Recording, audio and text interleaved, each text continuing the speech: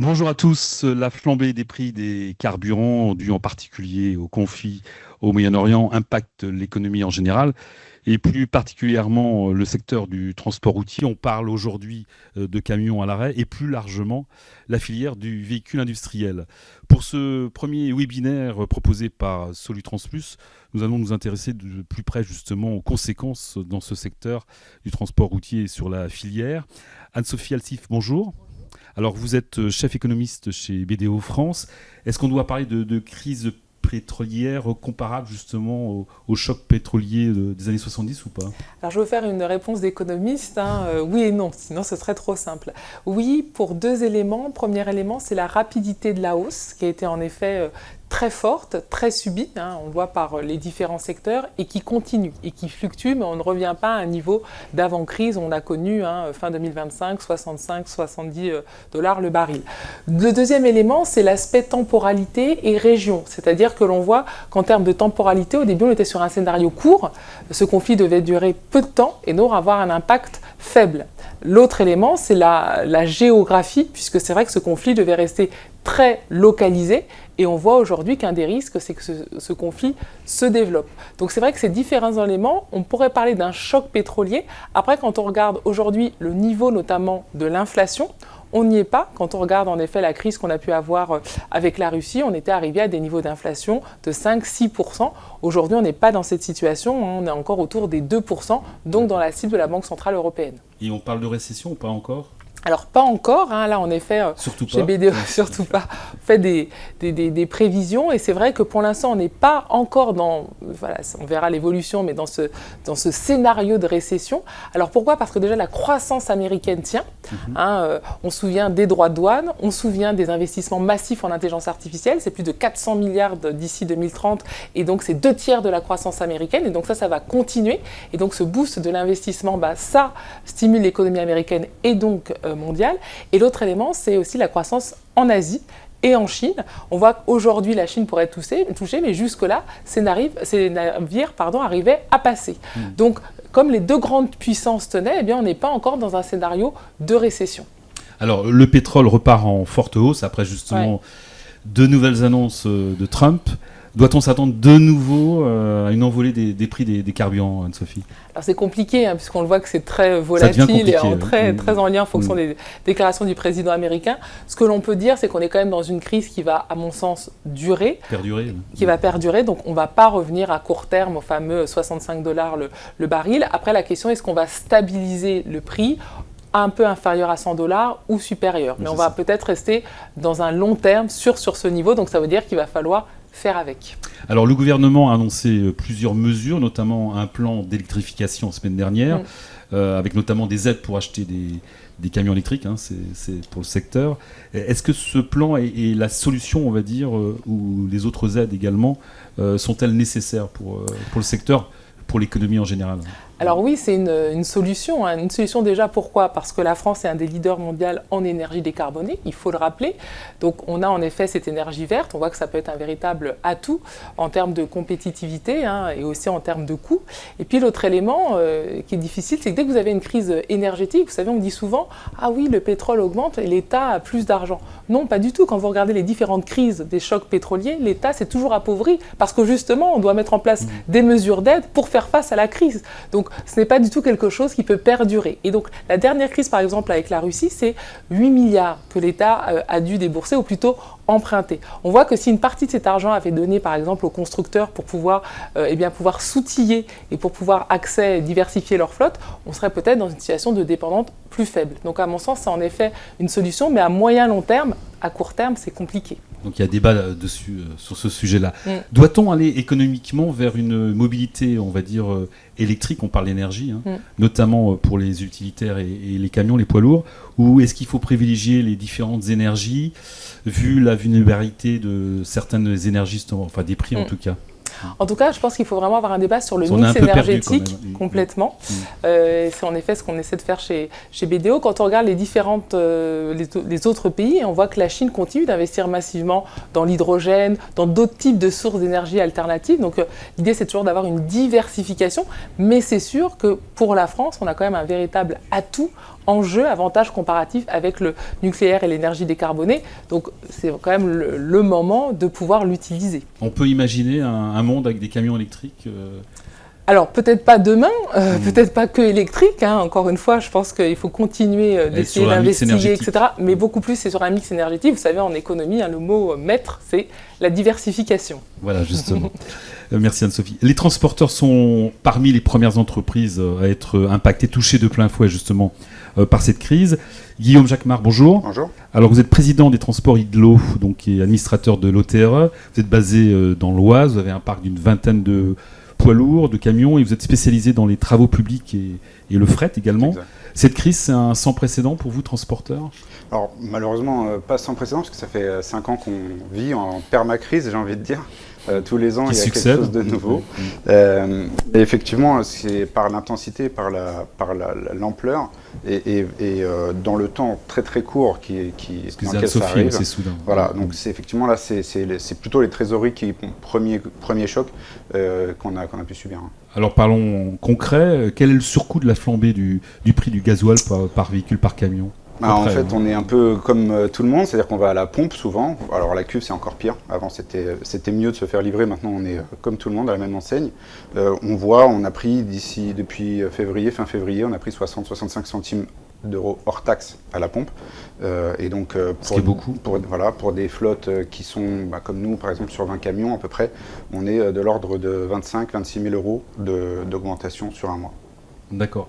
Donc il faut avoir la trésorerie aussi. Il faut l'avoir, ce qui est déjà très compliqué après après les successives, les crises successives. Donc en fait, nos trésoreries, nos marges sont érodées depuis maintenant plus de 5 ans. Et donc c'est très difficile, c'est pour ça qu'on en arrive à des revendications et de demandes d'aide qui sont plus que nécessaires. Sinon aujourd'hui, beaucoup d'entrepreneurs dans le transport, fortiori les petites entreprises, mais on voit qu'il y a des grosses entreprises, sans citer de nom, mais qui ont des difficultés récemment aussi, on aura des grosses défaillances.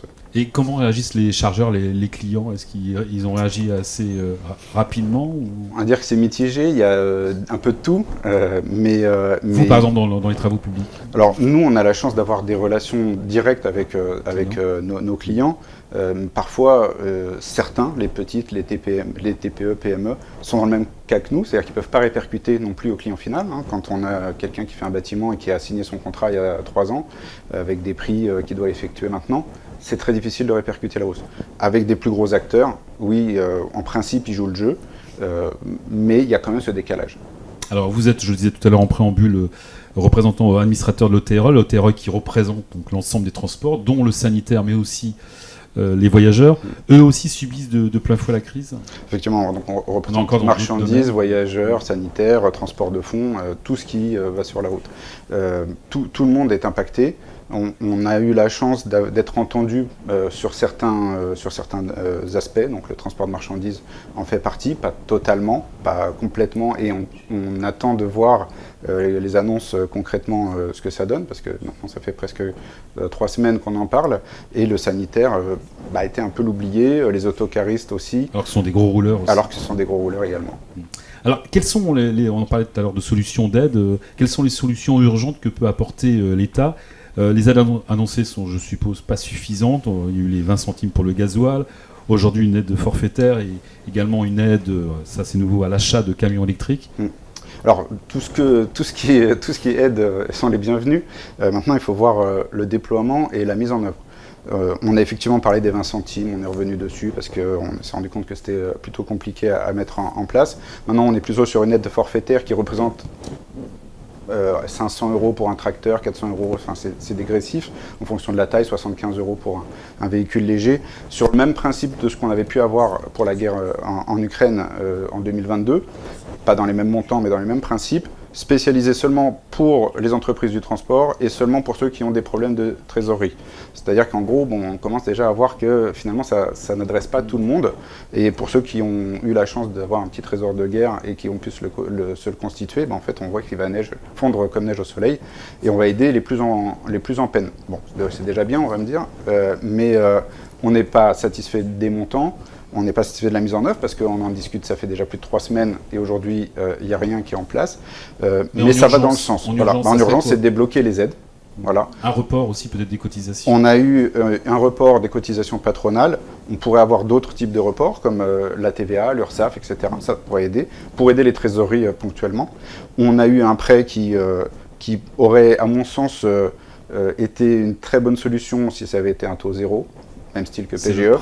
Mais on a eu prêt flash transport, prêt flash carburant par la BPI. Malheureusement, on a un taux qui est assez élevé. Certaines entreprises sont contraintes et forcées de le prendre, couteau sous la gorge, parce que sinon ils ne peuvent pas payer leurs factures, mais ce n'est pas du tout la solution de rendetter des entreprises qui vont déjà mal, avec un taux en plus. C'est bien pour l'instant, mais... Exactement. Donc ça, c'est des urgences, mais ça ne répond pas à moyen terme. Anne-Sophie, alors je sais que vous aimez la visibilité, il y a 2 scénarios, il y en a même plusieurs, mais le premier scénario, c'est que la crise s'arrête aujourd'hui.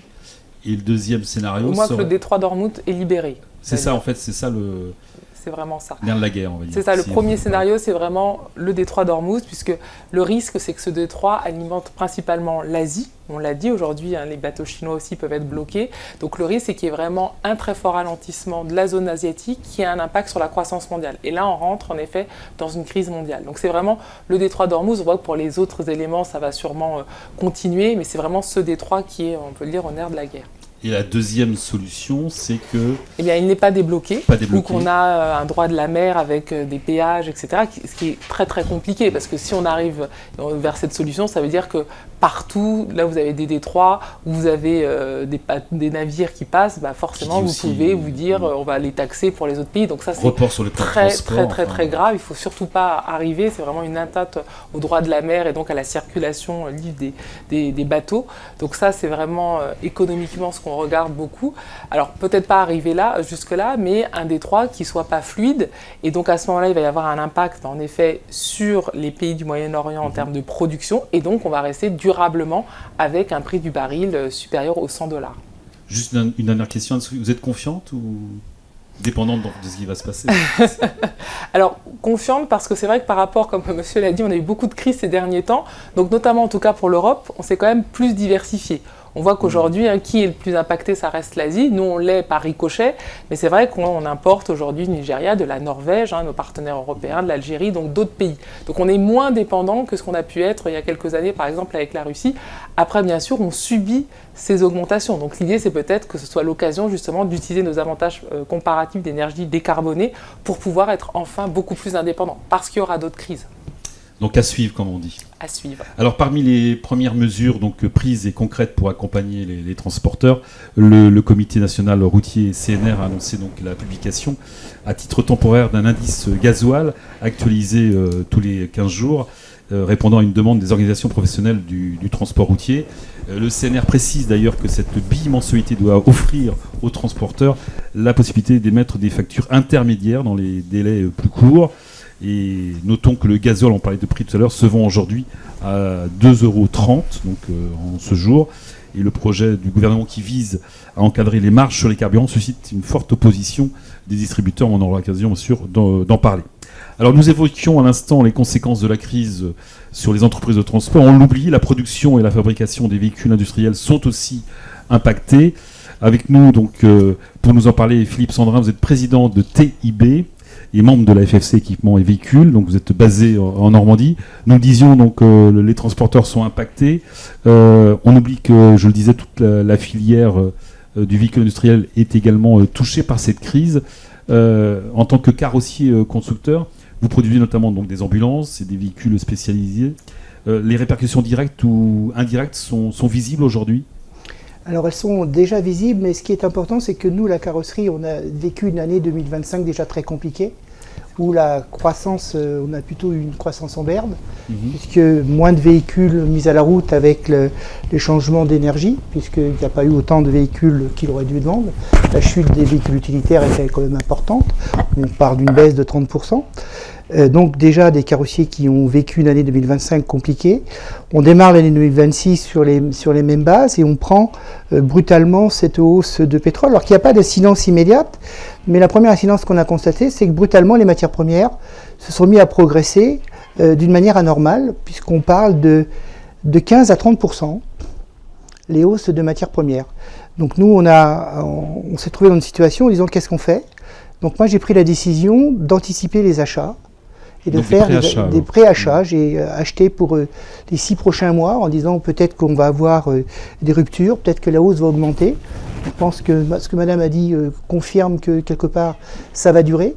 Donc c'est une solution, mais c'est quand même un besoin en trésorerie important. Donc oui, il faut avoir la trésorerie pour la trésorerie pour se permettre de le faire. Mais ça, c'est les suites du Covid, c'est-à-dire que suite déjà le fait d'avoir vécu une crise. Alors il y a eu le premier du Covid, il y a eu après Covid, il y a eu une croissance. Les constructeurs automobiles ont fait des hausses très importantes. La carrosserie est repartie en route. Et depuis 2024, fin 2024-2025, la concurrence est revenue entre les carrossiers. Donc on a plutôt vu des quantités baisser et des marges commencer à baisser. Donc là, on est dans un contexte 2026 où c'est le prix qui va mener. Donc avec un contexte où l'énergie est plus chère et les matières premières sont plus chères, on ne peut pas se battre en disant je vais rehausser mes prix. On est déjà en train de se battre pour maintenir nos prix par rapport aux concurrents qui sont eux qui veulent du volume. Donc on est dans un débat de conflit entre les entreprises pour garder notre capacité de production, notre volume. Et là, c'est une situation qui est de plus en plus compliquée. Revenons sur les matières premières. Quelles sont les matières premières concernées? On peut donner des exemples? J'ai d'abord touché tout ce qui touche au profil, tout ce qui est les panneaux sandwich, les composants, la mousse, la peau, tout ce qui est à base de pétrole. J'ai pris 15. Après, je me suis dit, l'aluminium, je vais peut-être prendre 5-10, entre 15 et 20. Je viens de faire construire un bâtiment d'1 mètre carré. Je viens de signer il y a 15 jours. Ma société, l'entreprise qui va me le faire, m'a dit écoute, la matière première, la tôle, j'ai pris 30 points. Sur les poutrelles, je viens de prendre 30 points. Donc on est sur des hausses qui sont phénoménales. J'avais le sentiment qu'on était sur un Covid bis, parce que ça a monté très vite. Tout reste que moi j'étais sur des marchés UGAP, la violence était tellement importante en 2022, c'est qu'ils ont commencé à nous accepter les hausses en fin 2023. C'était tellement violent qu'ils ne voulaient pas. Là aujourd'hui, moi je ne sais pas faire de hausses. Je ne peux faire que des baisses. Si je fais des hausses, je perds mes marchés. Donc pour l'instant, il n'y a pas de répercussions? Il n'y a pas impossible. C'est impossible. Aujourd'hui, les répercussions ne sont pas possibles puisque la guerre est dans les prix. Vous n'avez pas peur avec les préachats que les fournisseurs s'y habituent, mais en amont montent les prix? À mon avis, ça va continuer. Nous, on transforme. Donc on achète de la matière première. Mais ceux qui achètent des produits transformés, qui sont les assembleurs, là, ils vont prendre plein pot. Moi, j'achète de la matière que je transforme. Donc dans mon débat, j'ai de la chance puisque je transforme. Mais ceux qui achètent des composants qui sont déjà transformés, on voit les cadres alu, tout ce qui est fait pré-transformé, ça prend 30 points. Est-ce que vous remarquez déjà un début de baisse de commandes ou pas? On a déjà constaté depuis fin d'année 2025 une baisse. La totalité, puisque les marchés, puisque les budgets sont, avec la crise politique qui a drainé des mois, il n'y a pas de décision. Les départements qui se retrouvent avec des budgets resserrés, donc on se gratte la tête et on a vu réapparaître il n'y a pas très longtemps, du reste, j'en avais parlé à Patrick à l'époque, on a vu des appels d'offres apparaître où le prix représente 70% de la notification. Je n'avais pas vu ça depuis 15 ans. Le prix reprévaut au produit. Donc tout ce qu'on a fait en démarche écologique, d'énergie, tout ce qui peut nous permettre d'avancer, on cherche un prix, on ne cherche plus un produit. Et ça, c'est une réalité de 2026. Et ça, c'est très grave. Et comment vous voyez l'avenir? On en parlait avec Anne-Sophie, avec des scénarios possibles différents. Où Madame a raison, c'est qu'il faut utiliser les énergies qu'on a. Donc il faut éviter de consommer du pétrole. Donc il faut investir dans les baisses de consommation d'énergie. Il faut investir dans le solaire au niveau toiture des bâtiments pour éviter de consommer. Il faut effectivement prendre le pas du relais du châssis électrique parce que c'est l'électrique qui prévaudra au pétrole. Il faut qu'on avance dans ce domaine-là. On n'a pas le choix. Et d'être ensemble dans une filière, c'est important aussi, on l'a vu dans d'autres secteurs. C'est pas important, c'est fondamental. C'est pour ça que ce type de présentation, ce type de réunion est importante pour se dire, on a tous les mêmes soucis, qu'est-ce qu'on peut faire? Nous, on a fait un choix, c'est d'acheter. C'est d'acheter notre matière première aujourd'hui. En préachat. En préachat. Alors je vous le disais en préambule, il s'agit du premier webinaire proposé par Solutrans Plus, la première application d'information et d'échange en temps réel dédiée justement à la filière du véhicule industriel. Elle sera accessible à partir de juin prochain. Pour nous en parler, Patrick Cholton, président de Solutrans. Bonjour Patrick. Bonjour Hervé. Alors Solutrans Plus, il s'agit plus qu'un simple canal d'information, c'est plutôt, on va dire, un outil collaboratif. Alors je voudrais revenir sur la genèse un petit peu de Solutrans Plus. Depuis 5-6 ans, on est en pleine crise. tout le monde s'en aperçoit. On a un salon en contrepartie qui marche très très bien, qui est devenu le premier salon européen du transport de marchandises. Et on veut se servir de cette puissance qu'est le salon Solutrans aujourd'hui, justement, pour aider la filière. Et pour aider la filière, quoi de mieux qu'une application qui va venir justement aider l'ensemble des acteurs de la filière. Alors, c'était pas évident. Il fallait justement, à un moment donné, prendre la décision d'investir au sein de Solutrans pour faire en sorte que tous les acteurs de la filière soient impactés dans cette appli. Donc, qu'est-ce que l'on va faire? C'est une appli qui va sortir le 1er juin. Ça va être, j'allais dire, le 1er juin. Je souhaite, l'ensemble de mes collaborateurs souhaitent que ça devienne l'outil de travail de toute la profession, du chauffeur au patron d'entreprise, de la PME, le TI, peu importe. Il faut que ça devienne l'outil de référence de la filière. Il faut que l'on fasse en sorte que toutes les fédérations viennent. On va leur donner le champ libre, justement, pour apporter toutes les solutions pour que ces fédérations et autres, bien sûr, puissent apporter toutes les informations qu'elles souhaitent. Quels seront les contenus? Alors les contenus vont être d'ordre, déjà un contenu tout bêtement, on est en train de parler de prix. Donc il y aura déjà le coût des matières premières en direct, alors bien sûr l'aluminium, l'acier, le cuivre, le caoutchouc, et puis il y aura toutes les devises en même temps. Et là, ça va permettre de voir tout de suite, là aujourd'hui on peut se dire à combien est le dollar, on vous donnera tout de suite l'information. En temps réel. En temps réel. Mais il va y avoir également toutes nos études que l'on va mettre, j'allais dire, gratuitement au profit de l'ensemble des acteurs de la filière. Nous, ce que l'on compte pour les mois qui arrivent, on a un trésor à la fédération, à Solutrans Plus, c'est le fichier de Solutrans, puisqu'on a plusieurs dizaines de milliers de contacts. On va le mettre à disposition de l'ensemble des acteurs de la filière, mais pour cela, il va falloir que cette appli soit enregistrée, entre guillemets. Il faut aller la chercher. Donc, je demande à chacun, à partir du 1er juin, d'aller télécharger. Voilà, tout à fait. Et ça, c'est important parce que c'est le nombre qui va faire la force. Je rappelle une chose, cette appli, elle est gratuite. C'est-à-dire qu'on ne fait pas de business dessus. Ça, c'est hyper important. Par contre, on va apporter un maximum d'éléments qui vont permettre aux acteurs de la profession d'avancer. Chacun, aujourd'hui, est un petit peu perdu dans son atelier, dans son bureau. Et on s'est aperçu que l'information, à partir du moment, par exemple, d'une réglementation arrivait de Bruxelles, le temps qu'elle arrive à tous les acteurs de la filière, il y avait plusieurs mois qui s'écoulaient. Nous, ce que l'on veut, c'est qu'à l'instant où cette réglementation apparaît de Bruxelles, qu'elle apparaisse aux 40 000, 50 000 possesseurs, justement, de l'appli. Et cette évolution va évoluer chez vous? Elle va évoluer tous les jours, elle va évoluer tous les mois, tous les ans. Le but, c'est d'avoir 100 000 contacts dans les 3 ans à venir. Donc on est très, comment j'allais dire, on aime bien avoir des objectifs grands, mais on les atteint généralement très souvent. Pour conclure ce webinaire proposé par justement Solutrans Plus, Patrick, je voudrais avoir un mot de vous concernant la crise justement par rapport à la filière. Alors on a la chance, nous à la Fédération, à Solutrans Plus, de contacter énormément, d'avoir énormément de gens qui sont avec nous, des partenaires, des acteurs de la filière et tout. Tout le monde est inquiet, on ne peut pas dire le contraire aujourd'hui. Et justement, le rôle, nous, à la Fédération et à Solutrans Plus, c'est de venir en aide par cet outil. Donc ce que l'on voit... Alors, je suis toujours assez optimiste, moi, de mon côté. Des crises, on en a vécu. Moi, ça fait 30-35 ans que je suis dans la profession. On disait à une époque qu'il y avait des crises tous les 7 ans. C'est plus le cas maintenant. On va dire que c'est pratiquement tous les mois. Bon, mais depuis la crise de 2020, tout le monde s'est mis en ordre de marche, en quelque sorte. On est devenu plus solide, en quelque sorte. On appréhende mieux les crises. Alors, celle-ci, elle est terrible. Et puis, on ne sait pas ce qu'il va en devenir. Quand j'écoute Anne-Sophie, c'est sûr qu'il faut être réaliste aussi, pragmatique en même temps, mais je crois qu'il ne faut pas baisser les bras. On a en France une filière qui marche bien, où on a un devenir qui est très positif pour moi, et puis il y a toujours des fins de crise, quoi qu'il en soit. Donc, oui, pardon. Non, ce que je voulais dire par là, c'est que soyons optimistes, mettons tous les atouts de notre côté, et puis mettons les outils qui vont nous permettre de nous en sortir en même temps. Ouais. Alors, un salon donne habituellement la température d'une filière, d'un secteur. Solutrans se présente bien pour l'instant, malgré, on va dire, un contexte pour l'instant fragile. Alors, j'allais dire qu'on est en contre-courant un petit peu de ce qui se passe aujourd'hui sur le marché. C'est-à-dire que habituellement, à cette époque de l'année, à 1 an et demi de Solutrans, on est à 20% de réservation. Aujourd'hui, on est à plus de 50% de réservation. Donc je pense que chaque acteur de la filière a besoin de se retrouver, a besoin d'avoir, de sentir de la confiance de la part de tous les acteurs en même temps. Et puis il faut que les gens se parlent. Et puis il y a tellement de nouveautés, d'innovations qui arrivent sur le marché aujourd'hui que chacun, veut les voir le plus rapidement.